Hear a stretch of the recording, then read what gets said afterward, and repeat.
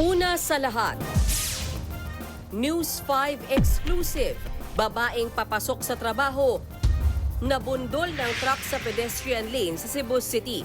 Hindi raw nagminor ang driver. Ang tumilapong biktima, kritikal. Ang buong detalye kaugnay niyan, abangan. Magandang gabi Pilipinas, sa Frontline tonight. Police General Nicolas Torre wala raw sama ng loob pero mag-leave muna matapos sibakin bilang PNP chief. Look at me straight in the eye. Do I look like somebody who is bitter? Pangulong Bongbong Marcos nagalit daw sa nakitang pruweba ng anomalya ng flood control projects. Utos niya, i-lifestyle check ang lahat ng opisyal. Police records ng mga kaso ng extrajudicial killings o EJK noong Duterte drug war bubuksan na raw at ma-access na rin. Bukod sa naarestong Chinese businessman na nagpanggap na Pinoy at nakapasok pa sa ating Coast Guard, bilang ng mga Chinese na nabistong nakapasok ng PCG Auxiliary at sinibak, higit 30 na pala. Pang-espiya na ba yan ng China? Dalawang pulis na nang molestya sa babae nilang kabaro habang nagroronda isinailalim sa restrictive custody. At sa Frontline Showbiz, ang vintage-inspired na diamond engagement ring ni Taylor Swift nagkakahalaga raw ng mahigit 31 million pesos.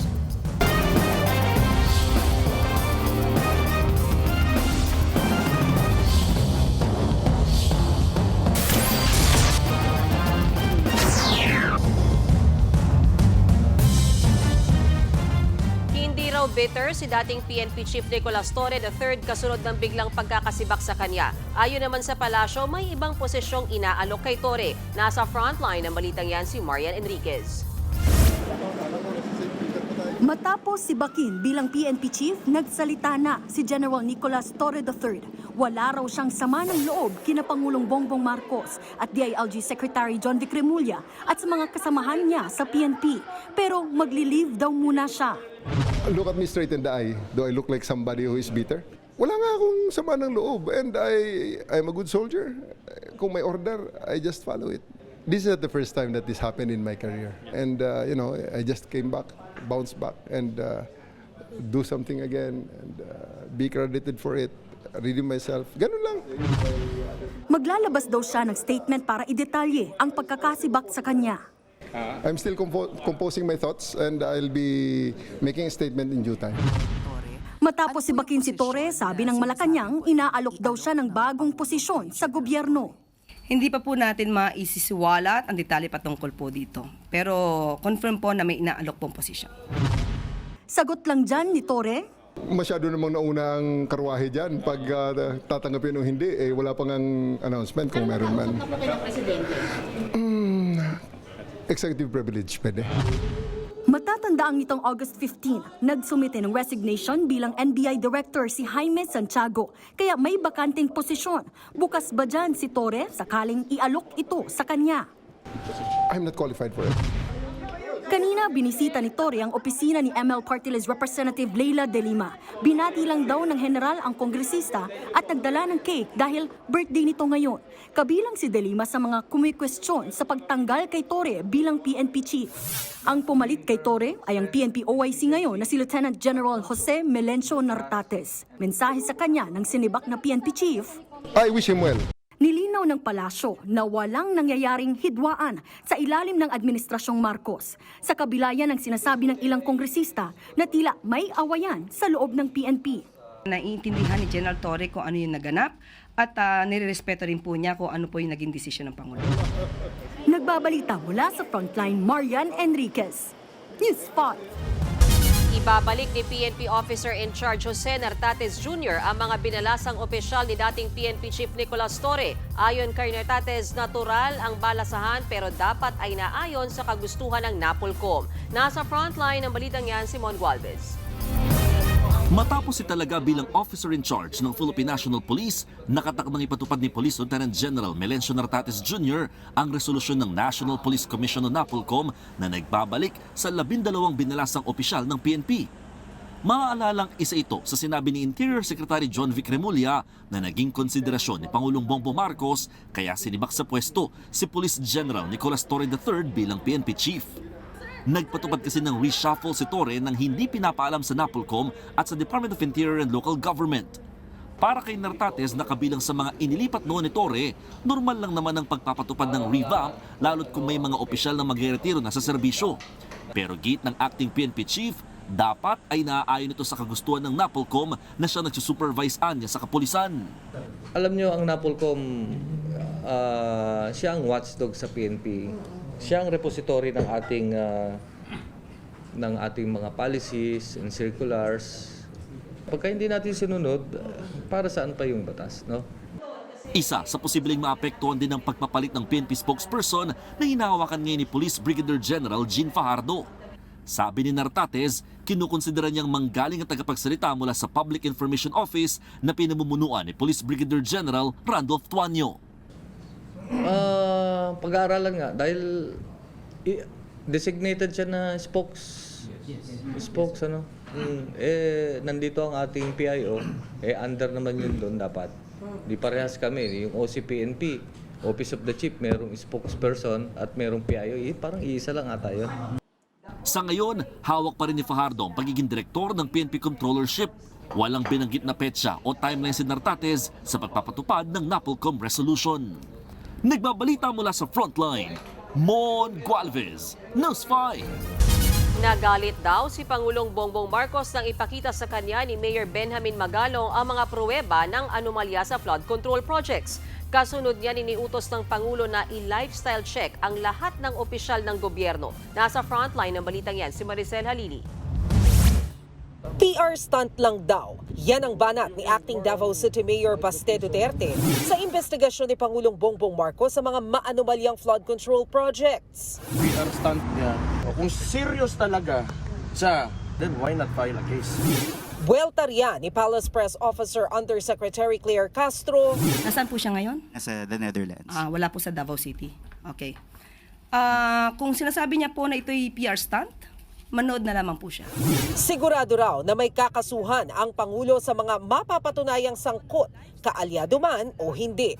Walang sisinuhin, walang malapit sa puso, walang kaalyado, kung sino man ang involved dito, sasampahan ng kaso. Bilang patunay sa seryosong kampanya kontra katiwalian, ipinag-utos na ni Pangulong Bongbong Marcos ang lifestyle check sa lahat ng opisyal ng gobyerno. Una na riyan ang Department of Public Works and Highways o DPWH. Nauna nang sinabi ni DPWH Secretary Manuel Bonoan na wala siyang kinalaman sa mga anomalya sa flood control projects. Bukas naman sa lifestyle check ang ilan pang kalihim. We are open and we welcome the yung lifestyle check. It's the right thing to do. Tama yun. For the entire government. I think it's very important. Alam mo ngayon, sa social media, wala ka nang pwede itago eh. So lahat lang naman yan, pwede na makita sa social media. Di ba? Nakikipagtulungan din sa investigasyon si Baguio City Mayor Benjamin Magalong. Katunayan, ipinakita na niya kay Pangulong Marcos ang dokumento na patunay na may anomalya sa infrastructure projects. Nagugulat nga siya na ganun pala. Talagang nagugulat siya eh. Sabi nga niya yung ganito pala kataas yung presyo. Mali pa pala ako. Sabi niya, mas matindi pa pala ito. Kita mo talaga yung galit niya, Sir Ted. Galit talaga siya at talagang very, very disappointed. Ayon sa Malacanang, nakahanda si PBBM na makipagpulong kay Mayor Magalong, pati na rin kay Batangas Congressman Leandro Leviste na sinubukang suhulan ng isang DPWH District Engineer. Nagbabalita mula sa Frontline, Maricel Halili, News 5. Pati raw ang pagpapa-accredit ng mga kontraktor sa flood control projects na bibili na rin sa halagang aabot sa 2 million pesos. Yan ang bagong isiniwalat kanina ni Senator Ping Lacson. Narito ang aking report. Baha ng pondo pero ghost projects ang kapalit. Yan ang babala ni Senator Ping Lacson matapos niyang ilantad ang umano'y sindikato sa loob ng DPWH na sinasabing naglalaro sa budget ng flood control projects. I don't know how high up yung syndicate, but it seems that the DPWH has become a playground of syndicates. Hindi raw ito basta privilege speech lang. Ilang ulit daw silang lumusong sa field para i-validate ang mga ghost projects, lalo na sa Bulacan at Oriental Mindoro. Pero ang baha ng anomalya, tila hindi napipigil. Sa bagong impormasyon, may nagaganap umanong accreditation for sale. Sa Philippine Contractors Accreditation Board o PCAB, ang ahensya nag-a-accredit ng contractors. Ang bayaran, nasa 2 milyong piso daw. I've talked to some contractors, private contractors, na they had this experience of being offered accreditation by PICAB. Ganito na po kasama talaga yung kalakaran sa ating bureaucracy. Kaya tanong ni Senate Minority Leader Tito Soto, bakit nga ba umuulan ang flood control project sa mga lugar na hindi naman binabaha? Sagot ni Lacson, hindi na kasi tungkol sa constituent ang sinisingit na budget ng ilang mambabatas. Tungkol na ito sa bilyon-bilyong pisong kontratang ibinubulsa. Sa National Expenditure Program o NEP pa lang daw ay sinisingit na ang pondo. It is already happening actually, Mr. President. You know, I talked to one official from the DPWH. Nilalako na nila yan eh. Sa NEP pa lang, nag-o-offer na sila sa mga legislators. Para mabawasan ang baha ng budget insertions na nauuwi lang sa ghost projects, giit ni Lacson, dapat i-identify kung sinong mambabatas ang nag-propose ng amendment. Malaking deterrent po yun. Kasi sa ngayon, malalakas ang loob na mag-insert in the billions or tens of billions of pesos. Kasi alam nila, hindi naman sila ma-identify. Iminungkahi rin ng senador na dapat inspeksyonin ng mga lokal na pamahalaan ang mga proyekto sa kani-kanilang lugar para masiguro kung natapos ba ito o natenga lang. Hindi lang sa flood control project nasita ang DPWH, pati sa parking sa kanilang opisina, may mga iligal na nakaparada. Pinaghatak tuloy yan ng MMDA. Nasa frontline ng balitang yan si Gerard de la Peña. Tila nakajackpot ang MMDA sa isinagawang clearing operation sa Maynila. Paano ba naman kasi ang bakuran ng main office ng Department of Public Works and Highways sa port area, ginawang paradahan ng mga sasakyan? Nasampulan ng isang motorista na kumukuha lang ng dokumento mula sa ahensya at saktong sa may pedestrian lane nakaparada. Wala kasi mga parkingan, tumapi lang kami saglit since 10 minutes lang naman. Pipick upin lang naman yung Maging mga bangketa, hindi na malakaran dahil naging paradahan na ng mga motorsiklo. Ang mga bollards na ito ay indikasyon na hanggang dito lamang pwede pumarada ang mga sakyan dahil itong bahaging ito naman ay parte na ng lakaran ng mga pedestrian. Nagiging sanhiraw ito ng matinding traffic sa lugar. Kaya humingi na ng tulong ang mga traffic enforcer ng Maynila sa MMDA. Hindi sila nadadala, katikita mo sila. Siyempre, ngayon, gamitan na natin sila ng tow truck. Kasi puro ticket lang, pag natikitan sila, the same, nandiyan pa rin sila. Hindi katulad na may tow truck na tayo, buha sila. Sinuyod din ng mga enforcer ng MMDA ang ilalim ng Delpan Bridge kung saan naabutan at natiketan ang mga naglalakihang truck na iligal na nakaparada. Hinatak din ng mga tricycle at motorsiklo at mga personal na gamit ng mga residente na nakahambalang sa mga bangketa. Meron mga kung ano-anong mga nakaiwan. Merong mga upuan, may mga sofa. Makikita natin yung Center Island, merong sofa doon. Baka naging na po yan, tambayan sa gabi, no? So, as I said, it's not only about clearing operation. Sa kabuuan, nasa 72 ang natiketan, habang 12 ang nato ng MMDA. Nagbabalita mula sa frontline, Gerard de la Peña, News 5. Lumutang sa pagdinig sa Senado na higit 30 na pala ang bilang ng mga Chinese na nakapasok sa Philippine Coast Guard Auxiliary. Dahil dyan, lalong nababahala ang mga senador sa posibleng pang-iispiya ng China. Si Senator Lacson naman nagbabala sa mga tinatawag niyang mga sleeper agent. Narito ang aking report. Maganda din siguro. Sa unang pagdinig ng Senate Committee on Defense para sa 20th Congress, buwan naman nung tinalakay ang panukalang higpitan ng parusa laban sa pang-iispiya sa bansa. Sa nasabing pagdinig, naungkat ang tungkol sa mga foreign national na nakapasok bilang miyembro ng Philippine Coast Guard Auxiliary. Katunayan, noong nakaraang taon, 36 na Chinese ang nadilist sa PCG Auxiliary. Tiyempo pa nitong Huwebes, August 21, naaresto ng Bureau of Immigration ang Chinese businessman na si Joseph C. Nabisto ang pagpapanggap niya bilang Pilipino gamit ang Peking passport at ID. Ang masaklap, naitalaga pa siya bilang Auxiliary Commodore ng PCG. How can our laws and policies prevent future foreign infiltration of our uniformed service? At nakompromiso na ba kaya nitong Chinese nationals na nakapasok sa PCG Auxiliary ang operational security ng Philippine Coast Guard mismo at pati ng Navy? Pangako naman ng PCG, mas hinihigpitan na nila ngayon ang pagsala sa mga gustong maging miyembro ng PCGA. Right now we're stepping up our vetting process, especially for the members of the PCGA. And right now we're finding out that there were Chinese nationals who were enlisted in the Philippine Coast Guard Auxiliary. Paliwanag pa ng Coast Guard, 2018 nagsimulang pumasok ang foreign national sa PCGA dahil di pa raw ganoon kahigpit ang patakaran. Hindi nga kayo naging mas, hindi man maingat, in fact, mas suspicious kung anong ginagawa nitong mga Chinese national sa PCGA. Dati raw kasi ay wala namang nakikitang banta sa pagpapamiyembro ng mga dayuhan sa PCGA. Dagdag pa ng Coast Guard, socio-civic organization lang ang tungkulin ng PCGA na mahahalin tulad sa Rotary Club. Wala silang security clearance at wala ring kapangyarihang makaalam sa security functions ng PCG. Si Senator Ping Lacson naman hiniling sa NBI na hindi dapat matapos sa pag-aresto ng mga espiya ang operasyon nila. Dapat maging daan daw ito na makakuha pa ng mas maraming impormasyon kaugnay sa pang-iespiyang ginagawa sa ating bansa. Sa tala naman ng NBI, may 19 na individual na nahuli sa suspetsya ng pang-iespia. I have it on good information na maraming sleeper agents, no? Even regular members of PLA na nandito. Imagine, widespread Meron tayo sa Palawan, meron tayo sa Makati, meron tayong Dumaguete, umabot na sila sa malapit sa Aguinaldo, and then Comelec, Malacanang. So medyo there's more than meets the eye here, di ba?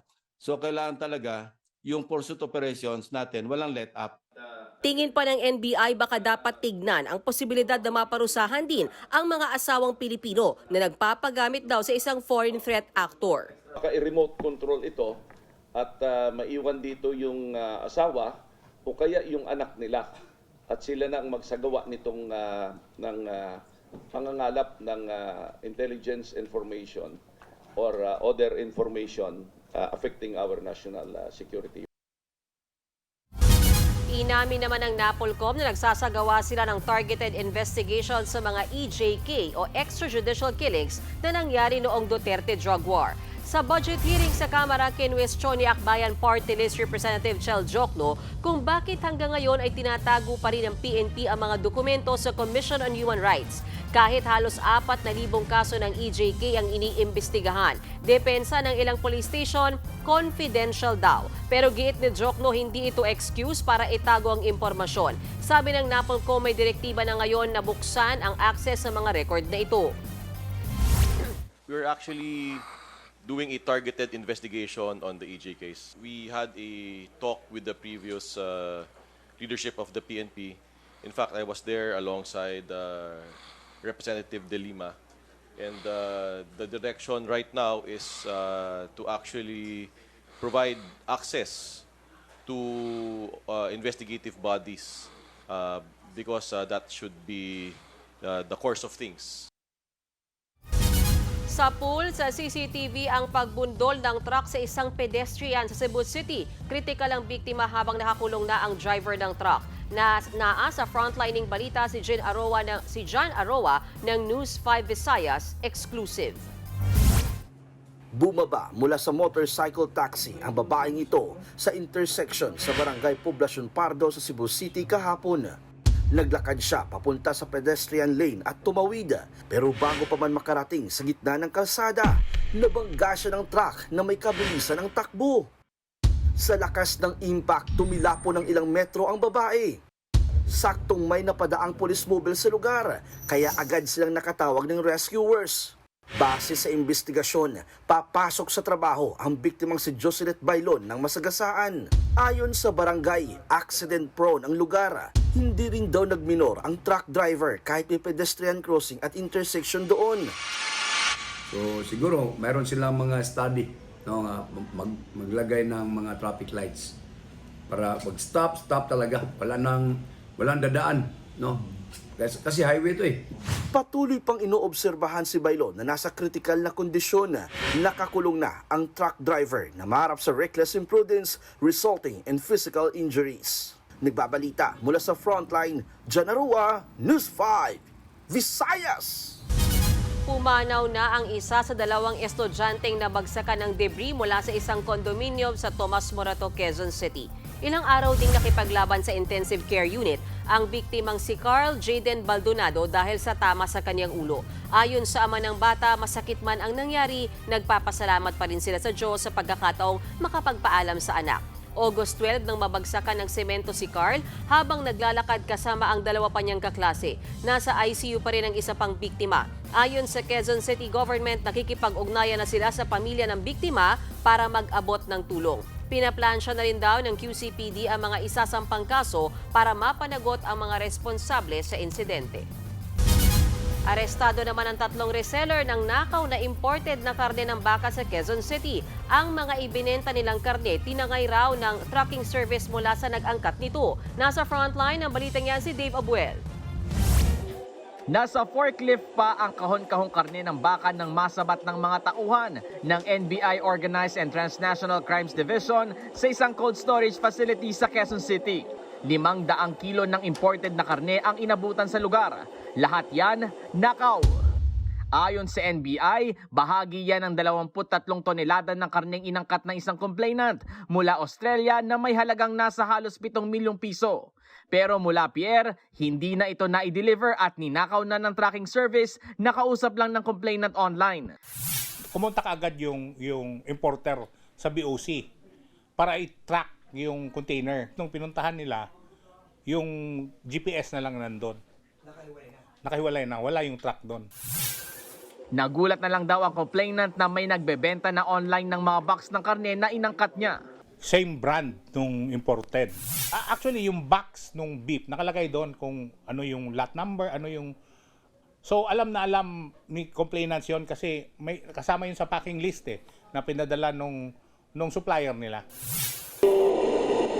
Complainant namin, so kanila kasi yung item nabili namin sa inyo. Dito na nagsagawa ng test buy ang NBI kung saan 3 reseller ng karne ang naaresto. Pero hindi raw nila alam na nakaw ang mga karne. Nabili lang din daw nila ito online. Hawak na ng NBI ang 3 reseller na mahaharap sa reklamong paglabag sa anti-fencing law in relation to cybercrime law. Patuloy ang pagtugi sa tracking service na nagnakaw sa tone-toneladang karne ng baka. Nagbabalita mula sa frontline, Dave Abuel, News 5.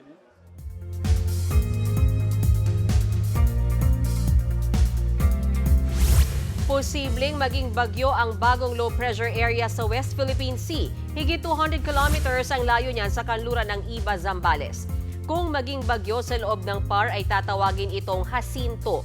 Ayon sa Metra, bukas ito lalabas ng PAR habang hinahatak at pinalalakas ang habagat. Ito ang magpapaulan buong araw sa Mimaropa, Western Visayas at Negros Island. Posible ring magpaulan ang buntot ng LPA sa Luzon. Sa hapon ay kitang uulan sa Northern at Central Luzon, Calabarzon, Zamboanga Peninsula at Eastern Visayas. May chance rin na maging maulan ng hapon at gabi sa Metro Manila.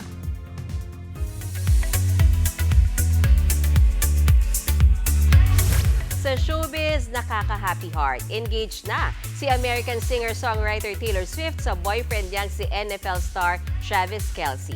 Sa Instagram post si Tay, pinlex niya ang diamond ring. Ayon sa ilang eksperto, posibleng 8 karat daw yan.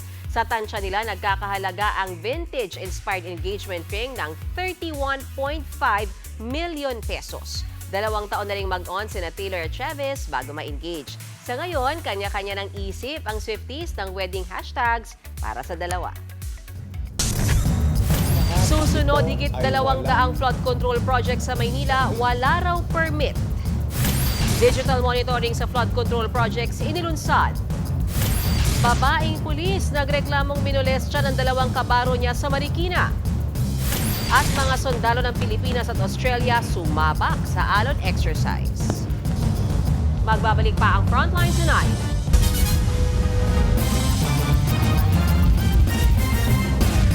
Mga kapatid, Ed Lingaw po, maging maalam at may pakialam sa mga napapanahong balita sa ating bansa. Para sa mas malilimang pagtalakay at paghimay sa mga issue at headlines, mag-follow at mag-subscribe sa social media pages ng News 5.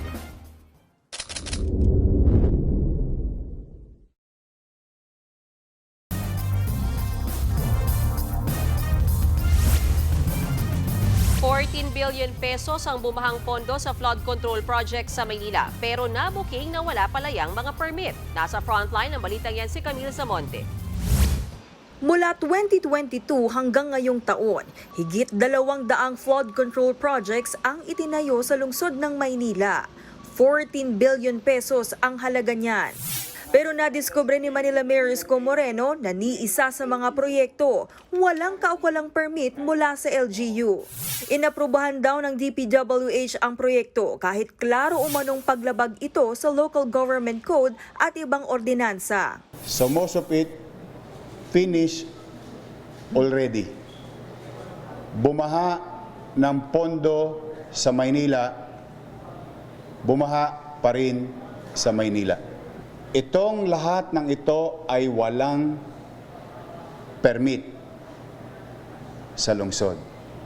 Kung pagbabasehan ng mga dokumento, ang Chelsea Construction and Supply ang isa sa mga may pinakamaraming nakuhang proyekto na aabot sa 1.4 billion pesos. Isa sa mga proyekto nila ang 38.4 million peso flood mitigation structure sa kahabaan ng Estero de Magdalena sa Barangay 259 at 266 sa Tondo. February 2025 ang agreement at binigyan sila ng 161 days para tapusin ito. Dito sa kinatatayuan ko makikita yung isa sa mga flood control projects na ginagawa ng Chelsea Construction. Dito yan sa kahabaan ng Estero de Magdalena. At kung makikita ninyo, hindi pa rin yan tapos hanggang ngayon at patuloy pa rin nga yung kanilang paggawa kahit wala silang anumang permit mula sa Manila LGU. Nirereklamo na yan ng mga residente. Malaking perang ginastos dyan, tapos pagdating ng mga baha daw, hindi naman gumana, hindi naman pinagagana. Nung huling bagyo, puno yung ano na yan, ito, apaw yan. Dumepensa naman ang DPWH North Manila District Engineering Office. Gumagana raw ang flood control doon at may maintenance team umano na nagmo-monitor. Sa dating administration po, hindi po ni-require yung kakakuha ng permit. Papaalam lang po kami na gagawa na pinapayagan po. Sinuspindi daw muna nila ang mga nasabing proyekto. Sinisikap pa namin na makuha ang pahayag ng Chelsea Construction. Nagbabalita mula sa Frontline, Camille Samonte, News 5. Inilunsad na ang website na kayang i-monitor ang status ng mga flood control project. Mabibisto rin dyan ang mga ghost project. Nasa Frontline ang balitang yan si Gio Robles. Ang estero ng Tripa de Galina sa Pasay ang pinakamalaki sa 71 pumping station sa Metro Manila. Kasalukuyang isinasailalim sa modernization ang pasilidad na kayang kontrolin ang daloy ng tubig tuwing malakas ang ulan. 1.6 billion pesos ang pondong inilaan ng DPWH para rito na sinimula noong 2023 at inaasahang matatapos sa darating na Nobyembre. Kanina, ininspeksyon ito ng MMDA, Pasay LGU at ilang miyembro ng gabinete. Isa kasi ang Tripa de Galina Pumping Station Upgrade sa higit 11,000 proyekto ng gobyerno na makikita sa bagong website ng Department of Budget and Management, ang dime.gov.ph. Inilunsad na yan ngayong araw. Layo nito na i-monitor ang lahat ng infrastructure projects ng gobyerno. May ano pa siya, may filter system by cost, by area, by regions, kung anong nature ng project at saka ng program, it's all there. Ayon pa kay Secretary Pangandaman, gagamit din ng satellite at drone imagery para mabantayan ang mga proyekto bago maglabas ng panibagong pondo. Sinubukan nating hanapin sa dime.gov.ph ang mga maanumalyang proyekto na tinukoy ni Pangulong Bongbong Marcos, gaya sa Barangay Fiel sa Kalumpit, Bulacan, pero matapos nating isearch ang sinasabing proyekto, walang lumabas. No projects found ang nakalagay. Ayon kay DBM Secretary Pangandaman, patunay na isa itong ghost project. Ayun nga, siguro nga talaga hindi na-implement. Sa gitna naman ng kontrobersya sa mga maanumalyang proyekto, giniit ni Pasay City Mayor Emmy Calixto Rubiano na dapat isama ang mga LGU sa pagpaplano para ma-monitor din nila ang lagay nito. Because this is our home, parang mas alam po namin ang pangangailangan, ano magiging priority. Sana nakikipag-ugnayan muna. Nagbabalita mula sa Frontline, Gio Robles, News 5. Binaril ang isang contractor engineer sa Santa Catalina, Negros Oriental. Ayon sa investigasyon, sakay ng motor ang biktimang papunta sana ng quarry site kaninang umaga nang barilin siya ng isa pang nakamotor. Tinamaan siya ng bala sa likod hanggang sa natumba siya sa kalsada. Nakaligtas naman siya at nagpapagaling na sa ospital. Inaalam pa kung sino ang namaril at kung ano ang kanyang motibo. May plano ang Pilipinas at Australia na lumagda sa isang Defense Cooperation Agreement sa 2026. Nagpapatuloy naman ang paghasanay ng mga sundalo ng dalawang bansa sa ilalim ng Alon exercise. Nasa frontline ng balitang yan si Brian Castillo. Sunod-sunod na nagpaputok ang mga nakapormang 155mm M777 howitzers ng Royal Australian Artillery. Sinabayan pa yan ng ilang 155mm Atmos howitzers mula naman sa Philippine Army.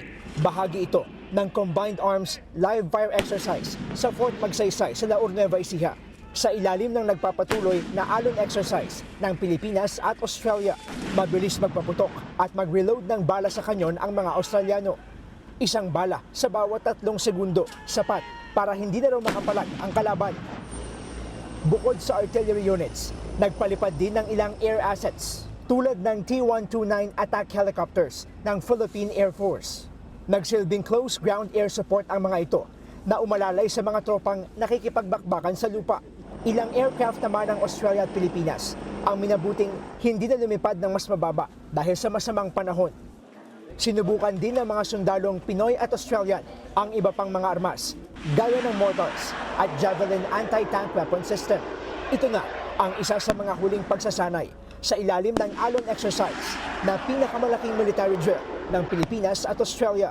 Bagamat walang mutual defense treaty sa pagitan ng dalawang bansa, plano namang lagdaan ng isang Defense Cooperation Agreement sa 2026. Patunay daw ito na handang sumaklolo ang mga Australian sa oras na kakailanganin ng mga Pilipino. This is showing that we can deploy a combat-ready and combat-capable force within the Indo-Pacific region in order to assist a important security partner such as the Philippines. We are transitioning to territorial defense operations. Allies, strong allies like Australia help us transition and allows us to create a good mindset on how the forces and the capabilities can be optimized in a territorial defense setting. Magtatapos na ngayong Biyernes ang Alon Exercise 2025 ng Pilipinas at Australia. Nagbabalita mula sa frontline.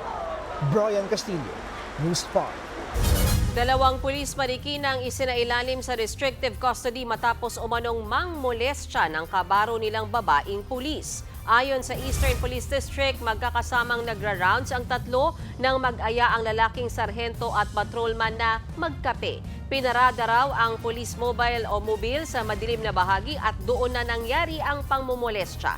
Dinisarmahan na ang dalawa habang gumugulong ang investigasyon.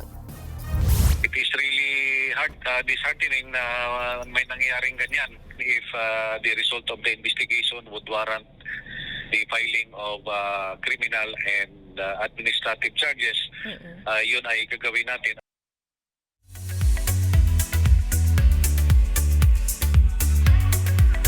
Ididemanda na ang Marry My Husband star na si Song Ha-yoon dahil sa umunoy pagkakasangkot niya sa school bullying. Ayon sa mga report, gusto raw ng biktima na makipag-ayos sa labas ng korte pero tumanggi raw ang kampo ng aktres. Kaya ipipresenta na raw ng biktima ni Song ang mga ebidensya ng pambubuli. Nagkakahalaga ng 10 billion Korean won o katumbas ng higit 400 million pesos ang ihahaing lawsuit laban sa Korean star. Ang alegasyon, sinasaktan daw ni Song ang biktima noong magkaklase pa sila sa high school noong 2004. Wala pang pahayag ang kampo ni Song. Susunod, mga nakuhang buto ng tao sa Taal Lake umabot na sa 401. Galing naman kaya yan sa mga sabungero. MMDA pinag-aaralang tayuan ng UST ng Water Catchment Facility bilang pangontra sa baha. At ang malakasalan na MediaCon ng ash dress para sa kanilang pelikula. Tutok lang mga kapatid dito sa Frontline Tonight.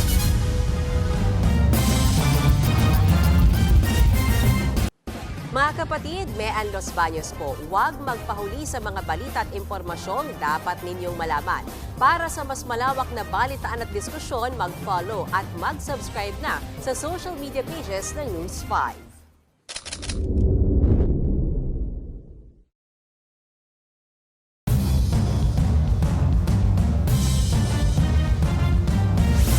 Higit 400 buto ng tao ang nakuha sa Taal Lake simula July 10, pero wala pa raw nagmamatch sa DNA samples sa mga kaanak ng mga sabungero. Tingin tuloy ng isang kongresista, walang saysay ang investigasyon. Nasa frontline ng balitang yan si Marian Enriquez.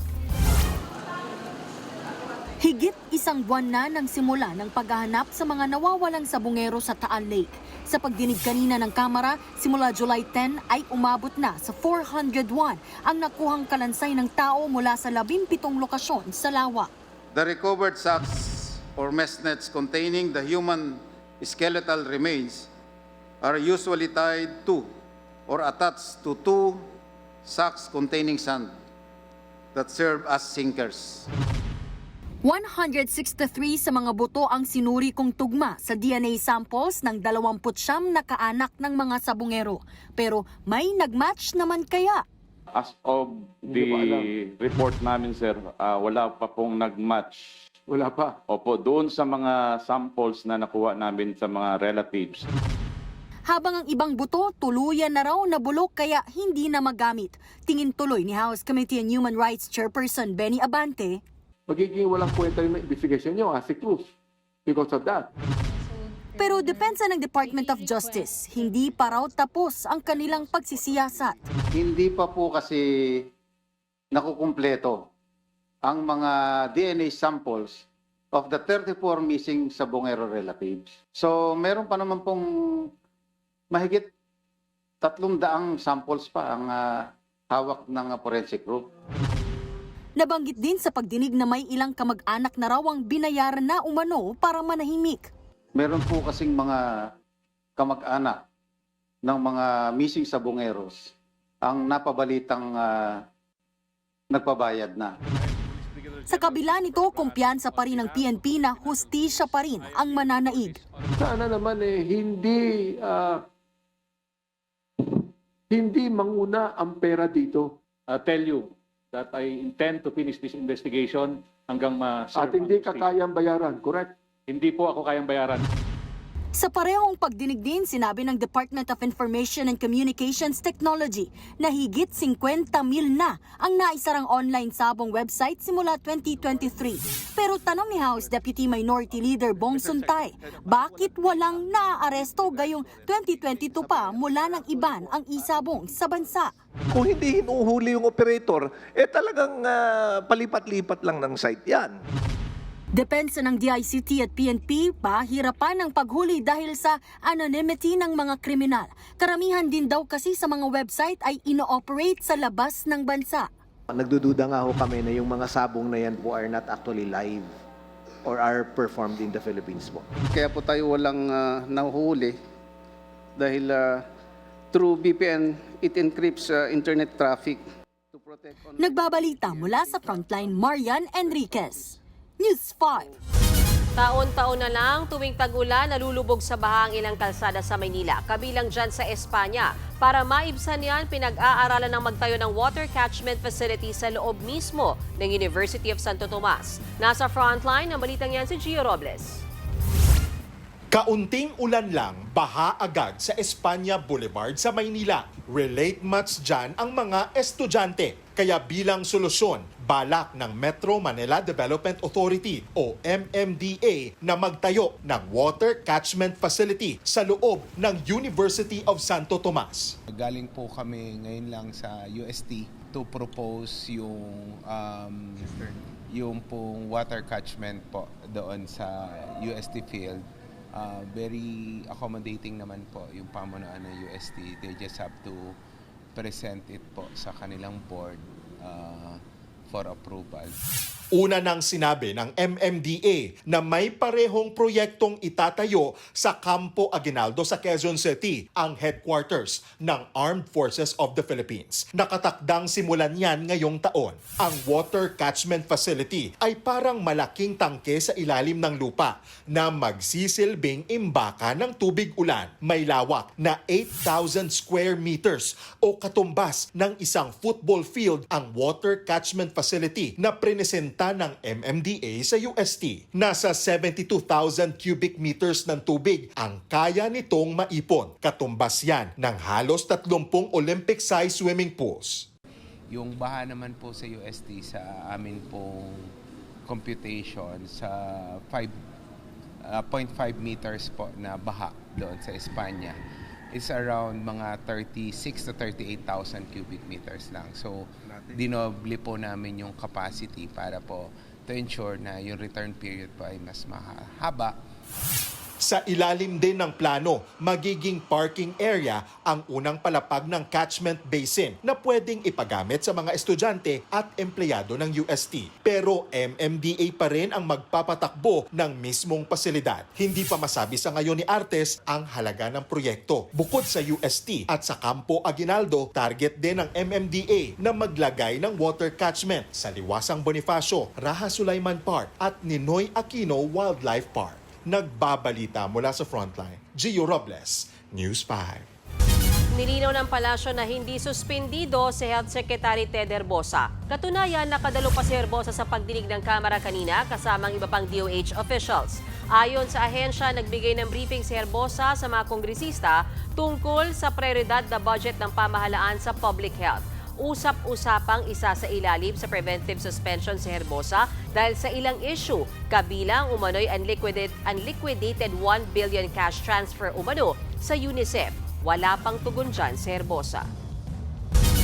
May itinalaga ng bagong acting ombudsman si Pangulong Bongbong Marcos. Siya si Dante Vargas na naunang naging Deputy Ombudsman for Visayas. Pinalitan niya si Mariflor Punzalan Castillo na itinalagang acting ombudsman matapos magretiro si Samuel Martires noong Hulyo. Dating na-assign si Vargas sa Visayas noong panahon ng Duterte administration. Samantala, nakatakda na mula August 28 hanggang September 2 ang interview ng Judicial and Bar Council sa mga kandidato para maging susunod na ombudsman. Abangan, tambalang Ash dress, pinakilig ang fans dahil nag-alabangong kasal sa MediaCon ng kanilang movie. At kuting na pagala-gala sa kalsada itinabi ng aso sa sidewalk. Tuloy-tuloy ang balitaan dito sa Frontline Tonight.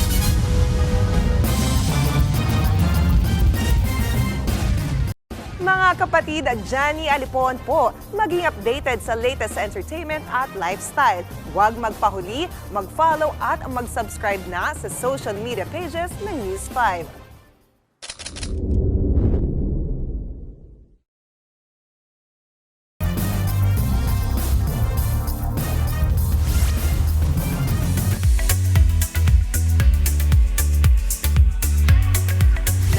Reception ng MediaCon ang Ash dress para sa movie nilang Minamahal, 100 bulaklak para kay Luna. Mula venue, tema at kahit outfit, parang wedding ang vibes ni na Ashton Olviga at Andres Mulak. This September 14 na ang theatrical release ng kanilang film. Mapapanood din yan sa USA at Canada sa September 26. Coming soon na rin yan sa Middle East. At para lalong kiligin ang Ash dress fans, naglabas ng pasilip na scene drop ang Viva. Ligaw-ligaw pa? Ka-dare-dare? Tayo na agad. Seryoso ka ba? Baka may kadutong charot pa rin sentence mo. Oo nga.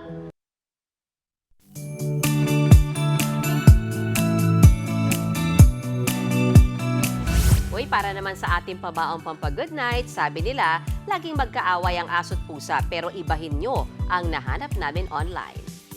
Ayon kay Patrolman Aziz Ginto, itatabi sana ng kabaro niya ang puting na nasa gitna ng kalsada sa Caloocan para hindi madisgrasya. Pero to the rescue agad ang isang aso at naunahan ang pulis. Sabi ng uploader, madalas silang pinapanood ng aso habang nasa duty sa checkpoint. Nakakabilib daw na may care ang aso sa kuting. 1.5 million views na yan sa TikTok. At yan po ang 45 minuto ng paghimay sa mahalagang headlines. Balitaan at diskusyon para sa paghubog ng matalinong opinyon. Kami ang inyong kasangga sa pagbabalita. Ko po si Mean Los Baños. Magandang gabi.